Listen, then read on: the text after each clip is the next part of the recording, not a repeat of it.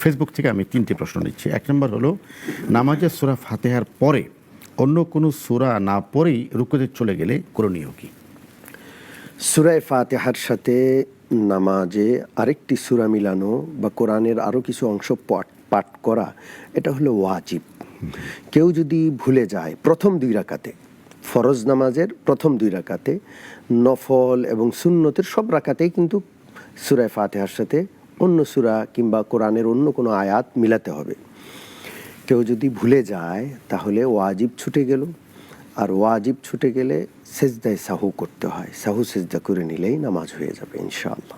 দ্বিতীয় প্রশ্ন, আমি হালাল ইনকাম থেকে কারো নামে দান করলে সেই দান থেকে আমি কি কোনো সওয়াব পাবো? অন্য কারো নামে দান করলে নিজের সওয়াব পাবেন কিনা? অবশ্যই পাবে। দান করার সওয়াব অবশ্যই তিনিও পাবেন, এবং যার জন্য সওয়াব পাঠানোর উদ্দেশ্যে দান করেছেন আল্লাহ তাআলা তাকেও সেই সওয়াব দান করে দেবেন ইনশাআল্লাহ। জাযাকাল্লাহ খাইর।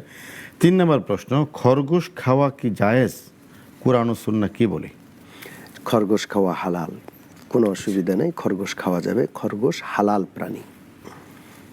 জাযাকাল্লাহ খাইর।